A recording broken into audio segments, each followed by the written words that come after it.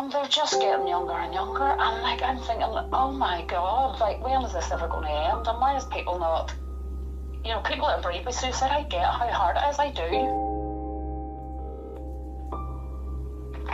Hello? Ali, how you doing? It's Jay. Oh, how are you, Jay? You alright? I'm good. I'm so excited about this. You do not believe this, honestly. My heart is going like a dinger. No, just relax, just chill out. It's just a conversation. Yeah, I know, but I'm just so bloody passionate about this. It's unbelievable. I know. I've seen the work that you've done. I mean, it's amazing. Yeah. And I just want to say thanks for reaching out and sharing. Obviously, you know, a little bit about obviously what you do. You share the same values as ourselves, which is extremely important. No, I really appreciate that, and we are looking for someone obviously like yourself.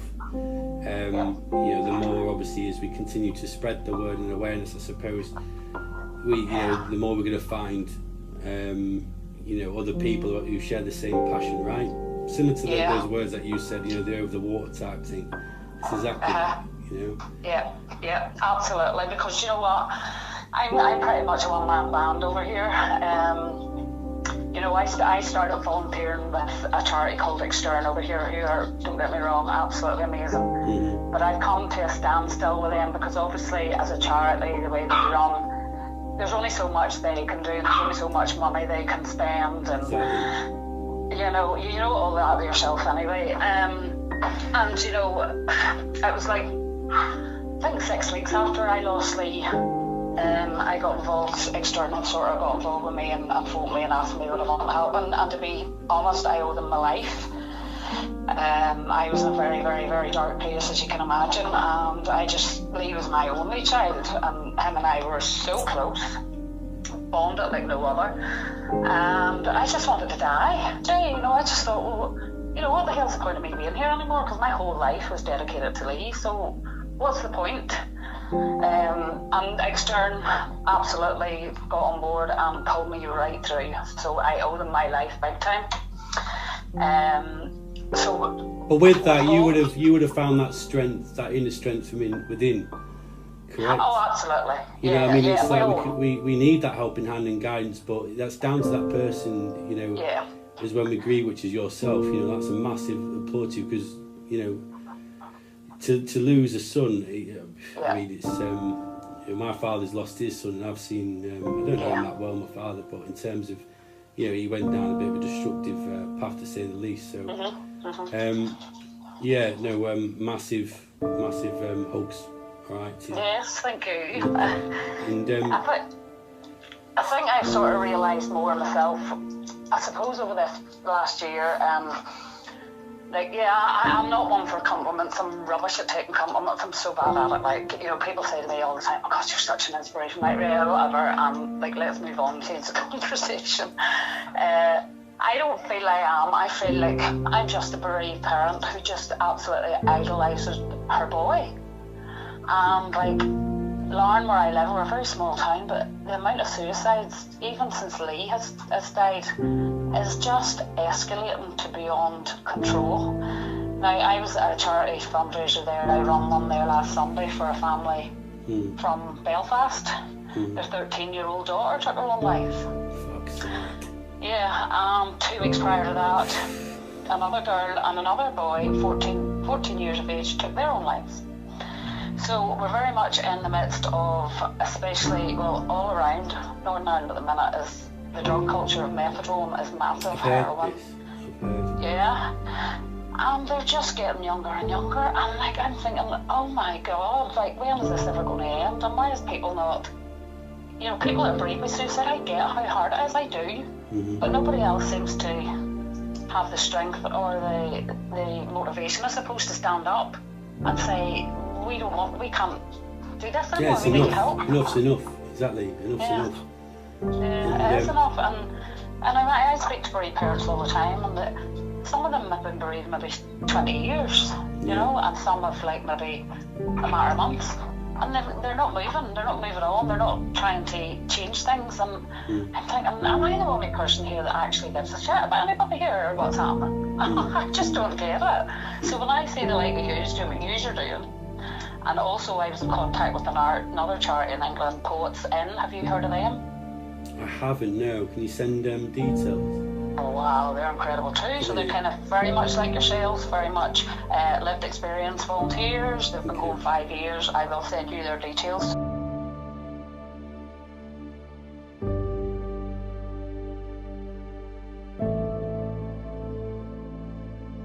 I founded my 2 groups myself just over a year ago. Extern helped me massively. I've checked them out. They look wicked. They look great, and they're helping a lot of people. I've seen that. Yeah, I mean, I love it.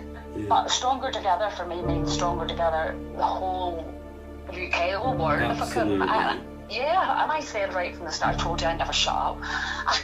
So you got a lot to say, so I want to hear it. So carry on.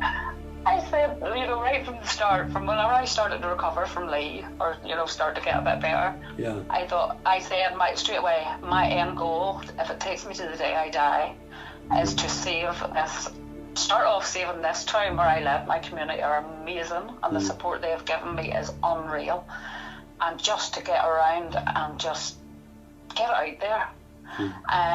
Of course, everybody at the start, oh God, that's a brilliant idea. Yeah, we'll help, but they never do. So I'm basically, Jay, I'm 24/7 on call for phone calls, text messages, visits.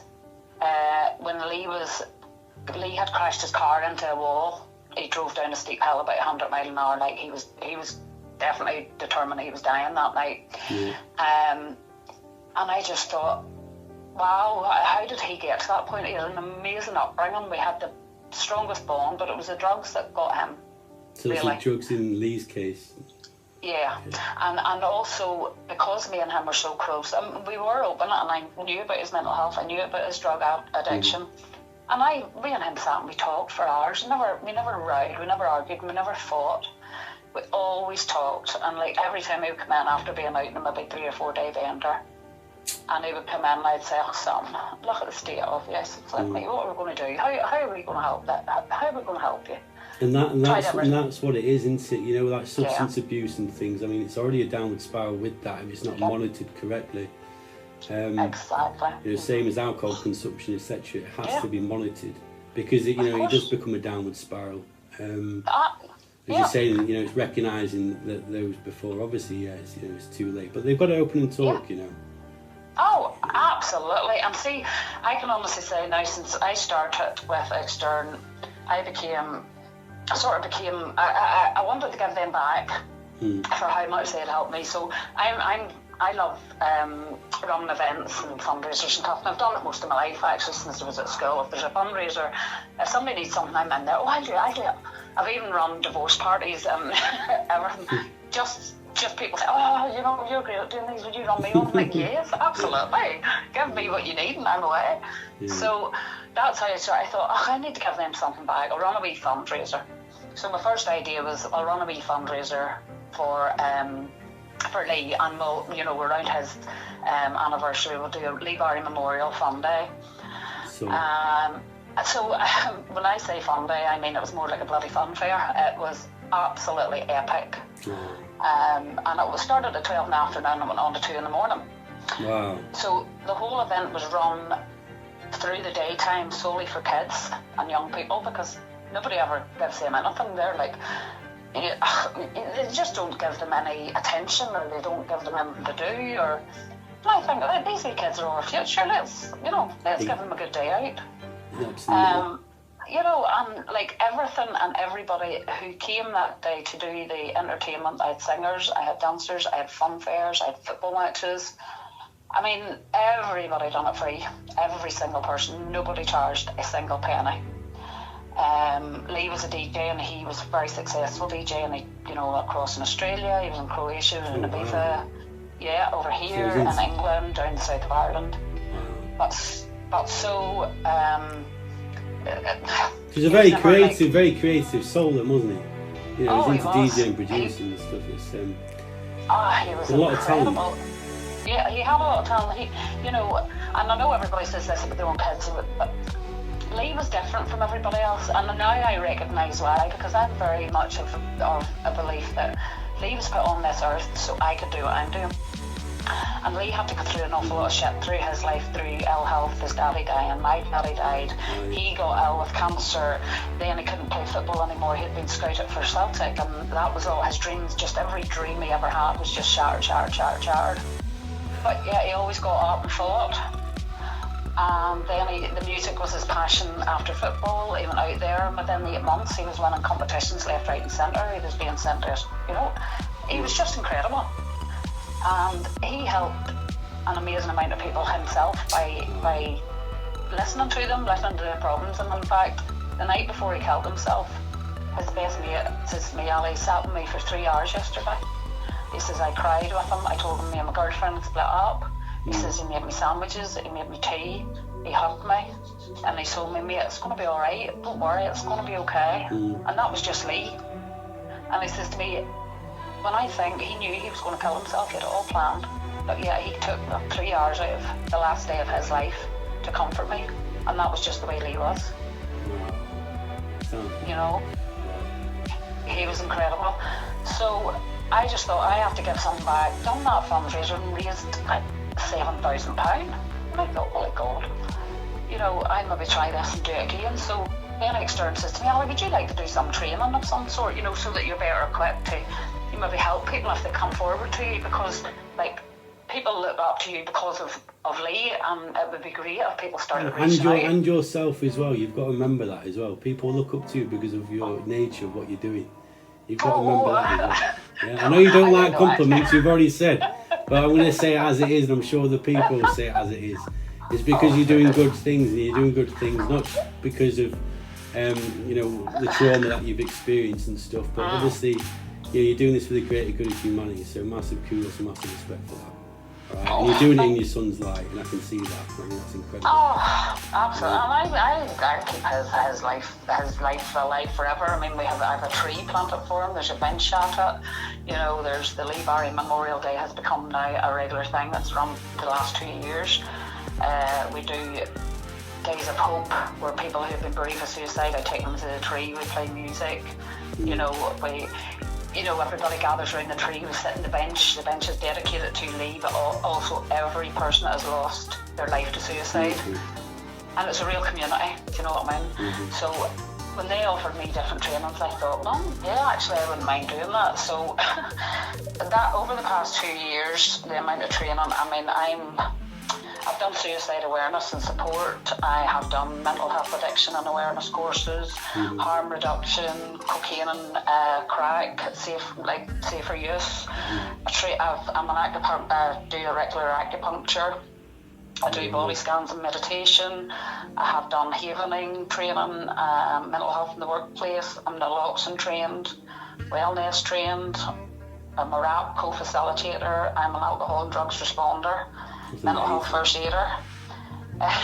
No wonder you work 24 hours. You're skilled in every sector. Do you know what? I swear to God, I haven't worked for 3 years. I had a mental breakdown myself the year before Lee died. Terrible time. So I haven't been able to work. I just couldn't commit to work, and especially now what's happened, definitely not. So my life is committed to full-time volunteering. But I said, how do people get time to work? Literally, how do you do it? I just don't get it. Because if somebody offered me a job for £1 million a week, A, the money would mean nothing to me, and B, I wouldn't have time. I would have to say, no, sorry, I'm turning that down. No hours left. And that's okay, because that's how I find my coping mechanism and what makes me feel good. Yeah, exactly. I can relate to that, and I share the same passion. I used to be quite monetary driven, I'll be honest with you. Years and years ago, and now it don't mean fucking jack shit to me. I'm not interested. And what means to me is just help. I just like to help people so they don't go the path that I went through. And that's all I'm here for now. And see people like you, Jay, that's come through all that. I fucking think you're incredible. I look at people. I've never been suicidal apart from the lead. I would never do it because I just wouldn't have the balls to do it. And I think people like you who have come through that much, people in recovery from addiction who I work really closely with now, actually, that's my sort of field. I love going with the addiction and the suicide thing. And I just look at you and I listen to your stories, and I have visited loads and loads of addicts recovering. And I sit there with my mouth wide open. I think, how the hell are you still alive? How did you do this? I just think it's amazing, honestly. No, but I mean, there is still that fight. You know, that's why I always say, you know, fight not night, because I'll be honest with you, I still fight. I have to fight. Yeah. You know, in as well the same thing in terms of, you know, I'm off drugs, etc. I have been for years. But in terms of alcohol, you know, I do need to monitor it from time to time now and again, because it can get to me. But, you know, that it's but you know, as long as you're willing, I suppose, to, you know, recognise it for one, and continue on that learning curve, and you know, to be more sort of in a stable sort of position in the headspace, then that's key to it, and just continuing. You know, it's obviously just moving that right direction, you know, amongst them. This is for anyone who out there is fighting. It's like I'm a sucker for homeless people, so I'm one of these people. If I go to Belfast or something, Belfast's terrible for homeless, and Dublin and that, and you know, when we used to go out in the girls' nights out and we go to Belfast, the girls, as soon as I got off the train, I would see somebody homeless, and the first thing they say, oh God, here she goes. We'll meet you in the pub. And I'm like, right, okay. And I'm off around, and I'm like, oh, why are you homeless? And I just want to know everybody's stories. And so this year, I've literally taken in 3 different homeless people because of their addictions. They're local people. They're people I know. And the last one I had in here for 8 weeks, he was the recovering alcoholic, and has been sober for over 2 years, and he's just incredible. And he literally texted me one night, Ali, I'm out in the street here, the wife's kicked me out, and he says, and I don't know where I'm supposed to go, where do I go now? And I went, oh my God, Gary, it was pissing out of the heavens, absolutely freezing cold, and I says to him, you come to my house. I said, where are you? I'm coming to pick you up. And like, he spent 8 weeks here, and he just thrived. He just thrived. He stayed sober. He could have very well just said, fuck this, and went to the pub, but he didn't. And like, he's, through the help of like Extern as well, we have got him his own wee place and all now, and he is thriving, absolutely thriving. And I just think we need more people. I mean, imagine if everyone could do what you did with that. I mean, the world would be in a better place. Absolutely. I mean, I remember I tried to do. I mean, I've been homeless before, but for different reasons. But I remember even through my dark times and stuff, I actually took someone. I just put him in my van. Don't worry, I didn't kidnap him. I took him. He was in a really bad place, and he was homeless. Right. And he was a heroin addict. Anyway, and he opened up and talked to me at night, and I gave him a shower for the first time that he hadn't had for ages. I made him a bacon butty, bought him a phone, gave him some money. And I told him to contact me. You know, just make sure he was around Sheffield City Station. But it's like anything with homeless. I mean, he texted, the next day, but clearly the addiction was stronger than human conversation, and so I tried to look for him. I couldn't find him. I mean, I don't think he would have had long left. He was in his early 40s, and his legs, you know, where they're all blown up and stuff. Veins were all popped and collapsed, etc. But you know, I suppose, you know, I think it's just at least he got a good night. So, and he had that exactly. sort of. Exactly, and I encourage anyone to sort of do that type of stuff. It's not. It can sound a bit like, you know, I'm sure that you get the same. You know, you take someone in from off the streets, etc. Just for that, people are like, whoa, what are you doing? What are you doing? You know, it's, again, that stigma. It's just, you know, these people at least need a little bit of beacon light. I mean, you can. I know. You know, and that's all they want. Just change their thought process. You know, of what they're currently doing. Absolutely. There is always that opportunity. Just for them to know that somebody actually cares. I just, someone you cares, know, exactly. I speak to the homeless people in Belfast all the time, and they're quite like, you know, because people will walk by them constantly. There could be 100 people walk by them, and maybe one will stop and throw a bit of money at them. Very rarely you'll see anybody actually sitting down. Now I would sit or down buying on them the a ground coffee and with them. or buying them a coffee and stuff like that. Yeah, and like, I was talking to a girl there a few months ago, and she was only 28, and she had 3 kids. She was a heroin addict, blah blah blah, but she was really wanting to get her life sorted. And I like, oh my goodness, you will, because you've got the motivation, the passion there, and like, I just wanted to bring her with me there and then.